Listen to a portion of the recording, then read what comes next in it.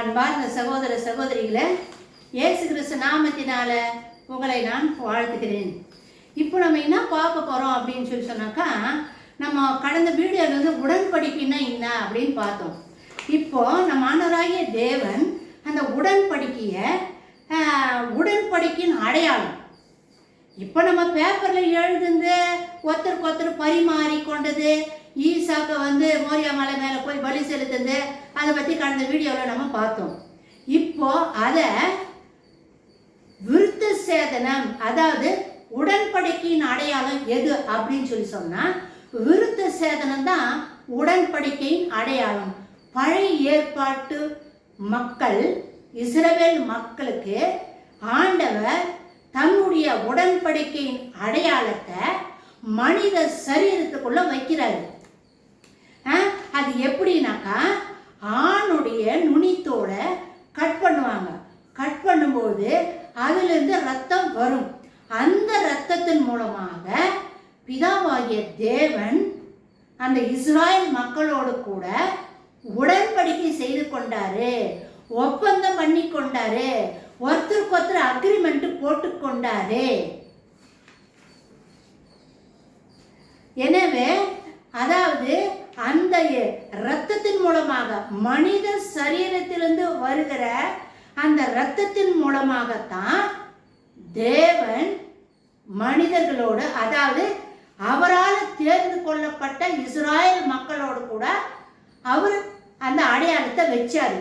இந்த விருத்த சேதனம் அப்படின்றது எதை சுட்டி காட்டுது அப்படின்னா, இந்த உலகத்தில் எவ்வளோ மக்கள் இருக்கிறாங்க, ஆனாலும் ஒரு குறிப்பிட்ட மக்களை மட்டும் ஆண்டவர் தேர்ந்தெடுக்கிறாரு. அதாவது அபிரகாம் ஆயிஷாரு, அபிரகாம் வழியா ஈசாக்கு வழியா யாக்கோபு வழியா 12 கோத்திரம் வச்சு அதிலிருந்து தான் இஸ்ராயல் மக்கள் பெருகிட்டாங்க. ஸோ இந்த மக்களை ஆண்டவர் உலகத்தில் இருக்கிற எல்லா மக்களையும் விட்ட இந்த மக்களை மட்டும் தனக்கென்று பிரித்து எடுக்கிறாரு. பிரித்து எடுத்து தன்னுடைய மக்களாக அவர் வந்து முத்திரையிடுறாரு. எப்படி முத்திரை?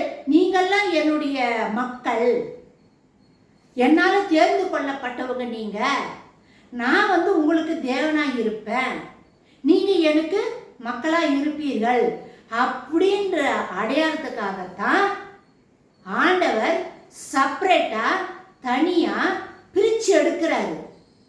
அந்த இஸ்ராயல் மக்களை பழைய ஏற்பாட்டில் தனியா பிரிச்சு எடுக்கிறாரு. அந்த தனியா பிரிச்சு எடுத்தார் பத்தியா, அந்த பிரிச்சு எடுத்த மக்கள் மேல ஒரு அடையாளத்தை போடுறாரு. அந்த மக்கள் சரீரத்துல ஒரு அடையாளம் இடுறாரு.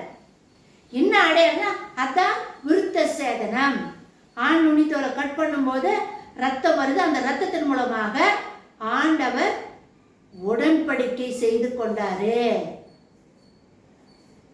அவருடைய உடன்படிக்கைய, தேவனுடைய அந்த உறுதிமொழிய, அந்த வாக்கு தத்தத்தை, நீங்கெல்லாம் எனக்கு ஜனங்களாய் இருப்பீர்கள், நான் உனக்கு தேவனாய் இருப்பேன் அப்படின்ற அந்த வாக்கு தத்தத்தை மனிதனுடைய சரீரத்தில் வைக்கிறார்.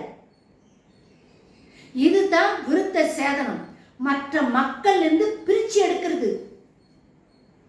உலகத்தில் இருக்கிற எல்லாருமே இந்த விருத்த சேதனம் செய்ய மாட்டாங்க. இஸ்ராயல் மக்கள் மட்டும்தான் செய்வாங்க. இப்போ இஸ்லாமியர்கள் கூட செய்கிறாங்க. ஏன்னா வந்து அபிரகாமனுடைய சந்ததி தான் அவங்க கூட இஸ்மவேலு.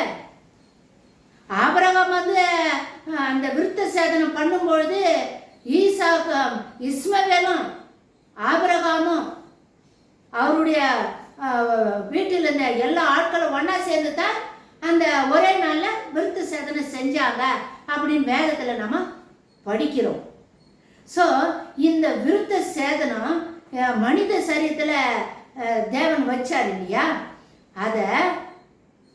அதாவது என்ன சொல்றாங்கன்னாக்கா, அவருக்கு எந்த பிரித்த, நீங்கள் எல்லாரும் என்னுடைய மக்களாய் இருப்பீர்கள், நான் உங்கள் தேவனாய் இருப்பேன். அதாவது ஆண்டவருக்கு சொந்த ஜனம் யாரு? இந்த விருத்த சேதனம் பண்ணப்பட்ட மக்கள், வானத்தையும் பூமியும் உண்டாக்கின தேவனுடைய சொந்த மக்கள், சொந்த ஜனம். அப்படின்ற ஒரு அடையாளங்க. அதாவது இஸ்ரவேல் மக்கள் இந்த அடையாளத்தை தன்னுடைய சரீரத்தில் பெற்றுக்கொண்டதின் நிமித்தமாக ஆண்டவர் அவர்களை எல்லா தீமையிலும் இருந்து விலக்கி அவங்கள பாதுகாக்கிறாரு. எகிப்திலிருந்து கூட கானா நாட்டுக்கு மக்களை வழி நடத்திட்டு வரும்போது வர வழியிலெல்லாம் ராஜாக்கள் வழி மறிக்கும் போது யுத்தம் நடத்தி யுத்தத்தில் மக்களுக்கு வெற்றி கொடுக்கிறாரு. ஒருத்தரும் அடுத்தவங்க யாருமே இந்த இஸ்ராயல் மக்கள் மேல, அதாவது அவருக்கென்று பிரித்தெடுத்த மக்கள் மேல கை போடக்கூடாது அப்படின்றது ஆண்டவருடைய அனாதி அன்பு அந்த மக்கள் மேல.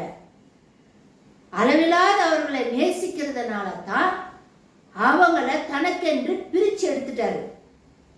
பிரிச்சு எடுத்து அவங்கள நேசிக்கிறாரு, அவங்களுக்கு பாதுகாப்பு கொடுக்கிறாரு, அவங்கள ஆசீர்வதிக்கிறாரு, அவங்களுக்கு வேண்டியது எல்லாம் செய்கிறாரு, எதிரிகளிடமிருந்து அவங்கள பாதுகாக்கிறாரு. இதுதான் விருத்த சேதனத்தின் விருத்த சேதனமே உடன்படிக்கையின் அடையாளம். பழைய ஏற்பாட்டில் உடன்படிக்கையின் அடையாளம் எது அப்படின்னு சொல்லி சொன்னா விருத்த சேதனம் தான் உடன்படிக்கையின் அடையாளமா இருக்குது. இதனால தான் இன்றளவும் கூட இஸ்ராயல் மக்களை, அந்த யூதர்களை, அந்த 12 கோத்திரத்தார யாராலும் வின் பண்ண முடியலமா.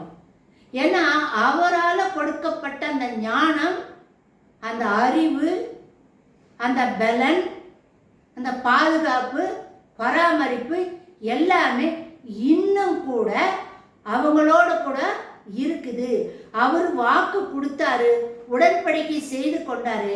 அந்த உடன்படிக்கையிலிருந்து எல்லமா அவரு தேவன் மாறவே இல்லை. அவங்க இயேசுவை ஏற்றுக்கொள்ளலைன்னா கூட அவங்கள நேசிக்கிறாரு. ஏன்னா வாக்குத்தத்தத்தின் தேவன், உடன்படிக்கையில் அவர் உறுதியா இருக்கிறாரு. மாரநாதா.